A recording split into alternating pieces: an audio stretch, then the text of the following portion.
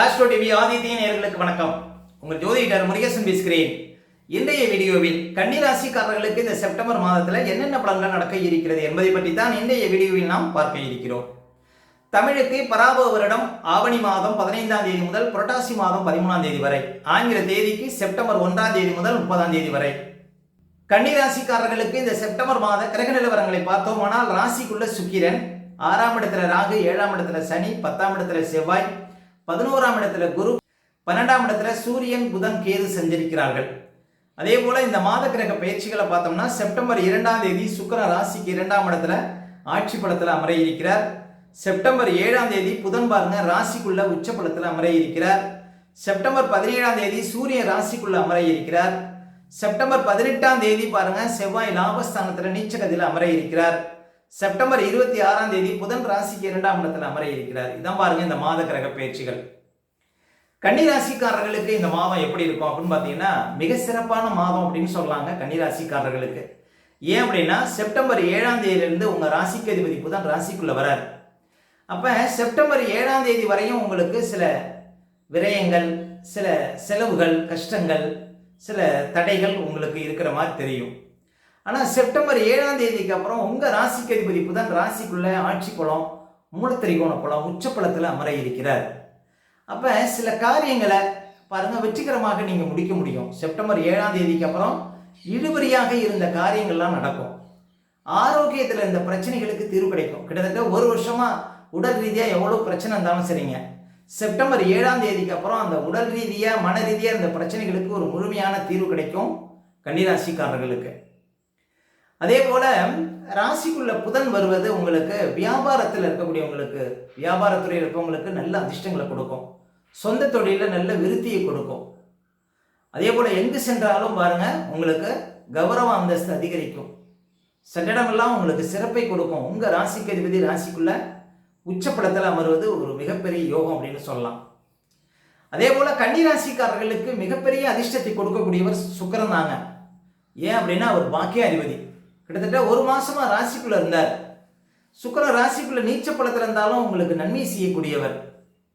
சுக்கிரனால உங்களுக்கு மிகப்பெரிய அதிர்ஷ்டம் உண்டு அப்படின்னு சொல்லலாம். இந்த மாதம் பாருங்க உங்களுக்கு சுக்கிரன் 2ஆம் இடத்துல ஆட்சி பலத்தில் அமர இருக்கிறார் செப்டம்பர் 2ஆம் தேதியிலிருந்து. அப்ப செப்டம்பர் 2ஆம் தேதியிலிருந்து இன்னும் பாருங்க உங்களுக்கு மிகப்பெரிய ஒரு நல்ல மாற்றங்கள், நல்ல பணப்புழக்கம், குடும்ப விஷயத்துல முன்னேற்றம், நீண்ட காலம் குடும்பம் அமையாதவர்களுக்கெல்லாம் குடும்பம் அமையக்கூடிய ஒரு யோகம், இதெல்லாம் உங்களுக்கு கொடுக்கும். கணவன் மனைவிக்குள்ள இந்த பிரச்சனைகளுக்கு தீர்வு கிடைக்கும். 2ஆம் அதிபதி 2ஆம் இடத்துல இருப்பது முக்கியமா பூர்வீக சொத்து உங்களுக்கு கிடைக்கும். வழக்கு இருந்தால் அது லாபத்தில் முடியும்.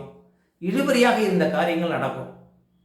அப்ப இந்த மாசம் பாருங்க ராசிக்குள்ள புதன் உச்சபலம், 2ஆம் இடத்துல சுக்கிரன் ஆட்சி, இதெல்லாம் பாருங்க உங்களுக்கு நல்ல ஒரு அதிர்ஷ்டத்தையும் அந்தஸ்தையும் கொடுக்கும். வாழ்க்கையில் நல்ல ஒரு உயர்வை கொடுக்கும். திடீர் அதிர்ஷ்டத்தை கொடுக்கும். திடீர்னு ஒரு சிலருக்கு வேலை கிடைக்கும். இப்படி நல்ல ஒரு மாற்றத்தை கன்னிராசிக்காரர்கள் இந்த மாதம் பார்க்க முடியும். அதே போல கன்னிராசிக்காரர்களுக்கெல்லாம் ராசியை சனி பார்த்துட்டு இருக்கிறார். கண்டக சனி காலம் பாருங்க. கண்டக சனியில நிறைய கண்திஷ்டி இருக்கும், கொஞ்சம் அலைச்சல் இருக்கும், எங்க போனாலும் சில தடைகள் கொஞ்சம் இருக்கும். சனி பார்வை உங்க ராசிக்கு இருப்பதனால, சனி யோகாதிபதி தான், அவருடைய பார்வை உங்களுக்கு நன்மை அளிக்கும். இருந்தாலும் சனி மந்த கிரகங்கிறதுனால ஒரு சில காரியத்தில் கொஞ்சம் இடுபறியா இருக்கும். ஆனால் அந்த காரியம் வெற்றிகரமாக நடக்கும்.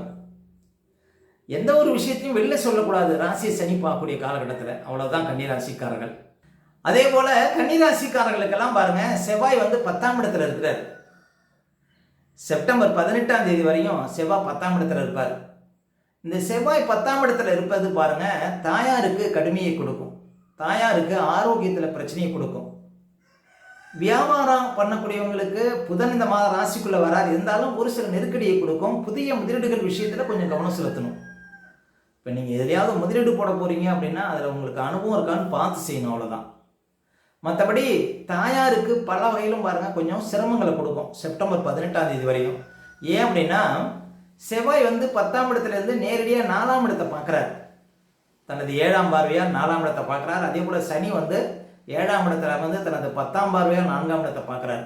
அப்போ 4ஆம் இடத்தை செவ்வாயும் சனியும் பார்க்கறதுனால தாயாருக்கு சில சிரமங்கள், தாயாருக்கு கஷ்டங்கள், குடும்பத்தில் சுபகாரியங்கள் தள்ளி போகிறது. அதே போல் முதலீடு சார்ந்த விஷயத்தில் பாருங்கள் தடைகள், ஏதாவது உயர்கல்வி படிக்கணுங்கிறவங்களுக்கு அதில் சில தடைகள் இதெல்லாம் கொஞ்சம் வர்றதுக்கு வாய்ப்பு இருக்குது. மற்றபடி பாருங்கள், உங்கள் ராசிக்கு அதிபதி ராசிக்குள்ளே இந்த மாதம் வர்றாரு. எவ்வளோ சிரமங்கள் வந்தாலும் அதை நீங்கள் சமாளிக்க முடியும். உங்கள் ராசிக்கு அதிபதி பலமாக இருந்தாலே போதும். மற்ற எந்த கிரகங்கள் வீக்காக இருந்தாலும் உங்களுடைய முயற்சியினால் திறமையினால நீங்கள் அதை சமாளிப்பீங்க அப்படின்னு சொல்லலாம். அதே செவ்வாய் லாபஸ்தானத்துக்கு வராரு இந்த மாதம். செப்டம்பர் 18ஆம் தேதிக்கு அப்புறம் தாயாருக்கு இருக்கிற கஷ்டங்கள் மாறும். முதலீட்டில் இருக்கக்கூடிய தொல்லைகள் மாறும். வியாபாரத்தில் இருக்கிற கஷ்டங்கள் மாறும். செப்டம்பர் 18ஆம் தேதிக்கு அப்புறம் லாபஸ்தானத்துக்கு செவ்வாய் வராது. பாருங்க, செவ்வாய் லாபஸ்தானத்துக்கு வருவது நன்மை. ஏன் அப்படின்னா 8 குடைவன் நீச்சம் இருக்கிறார். கெட்டவன் கெட்டான் கிட்டும் ராஜயோகம். அப்போ செவ்வாய் லாபஸ்தானத்துக்கு வரும்போது புது சொத்து வாங்கிறது, புதுசாக வண்டி வாகனம் வாங்கிறது, புதுசாக ஆபரணம் வாங்கிறது, வீட்டுக்கு தேவையான அழகு பொருட்கள் ஆடம்பர பொருட்கள் வாங்கிறது, வழக்கு இருந்தால் அது லாபமாக முடியறது, தீர்க்க முடியாத பிரச்சனைகளுக்கு தீர்வு கிடைக்கிறது. இப்படி நல்ல அதிர்ஷ்டங்களை நீங்கள் செவ்வாயால் பார்க்க முடியும். அதே போல் குரு லாபஸ்தானத்தில் இருக்கிறார். பாருங்கள், கன்னிராசிக்காரர்களுக்கு மிகப்பெரிய ஒரு யோகத்தை குரு பகவான் உங்களுக்கு கொடுப்பார். குரு பகவான் கிட்டத்தட்ட ஜூன் மாதம் வரையும் லாபஸ்தானத்தில் இருப்பார். இந்த குரு லாபஸ்தானத்தில் இருக்கிற வரையும் பாருங்கள், உங்களுக்கு திருமணம் ஆகாதவர்களுக்கு திருமணம் நடக்கும், குழந்தை பாக்கியம் இல்லாத குழந்தை பாக்கியம் இருக்கும், வேலை இல்லாதவங்களுக்கு வேலை கிடைக்கும், உயர் பதவி இல்லாதவங்களுக்கு உயர் பதவி இருக்கும், வாழ்க்கையில் ஆரோக்கியத்தில் நல்ல முன்னேற்றத்தை கொடுக்கும், கௌரவ அந்தஸ்தை கொடுக்கும், முக்கியமாக பணப்புழக்கத்தை கொடுக்கும், உங்கள் அக்கௌண்ட்டில் பண இருப்பு அதிகமாகும், ஒரு உத்தியோகத்தில் இருக்கீங்கன்னா இன்க்ரிமெண்ட் அதிகரிக்கும், சமுதாயத்தில் தலைநிமிர்ந்து நடக்கக்கூடிய ஒரு யோகத்தை லாபஸ்தானத்தில் கூடிய குரு பகவான் தருவாருங்க. அப்போ குரு உங்களுக்கு சப்போர்ட்டாக இருக்கிறார். முழு ராஜபார்வை காலம் கன்னிராசிக்காரர்களுக்கு. அப்போ குருவாலையும் உங்களுக்கு நன்மைகள் உண்டு.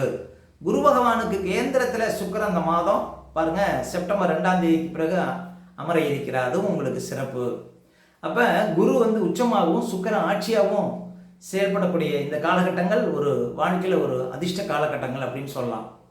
அப்போ கன்னிராசிக்காரர்களுக்கு லாபஸ்தானத்தில் குரு, 2ஆம் இடத்துல சுக்கிரன், ராசிக்குள்ளே உங்கள் ராசிக்கு அதிபதி புதன்.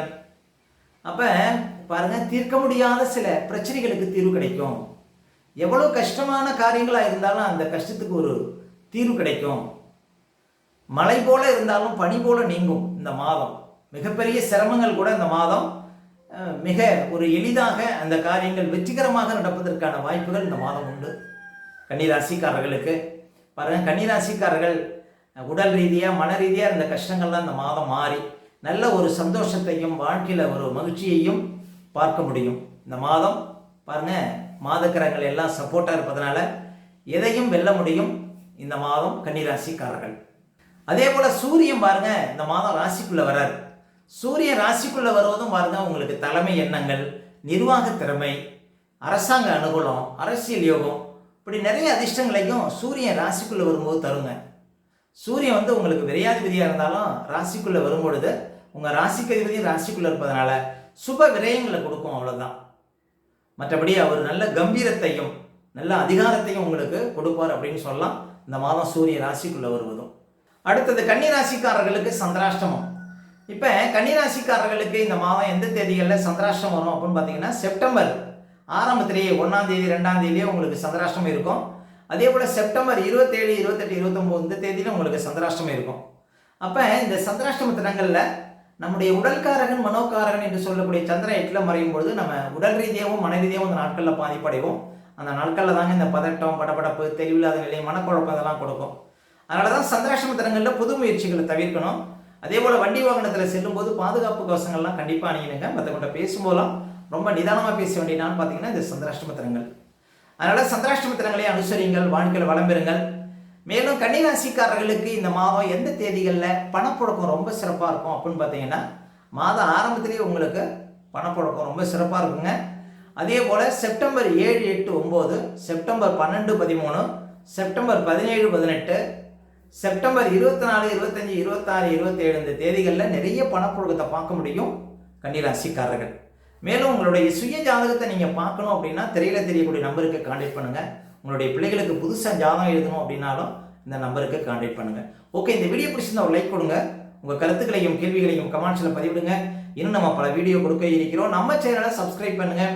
பக்கத்தில் வர பெல் சிம்லை கிளிக் பண்ணுங்க. நன்றி, வணக்கம்.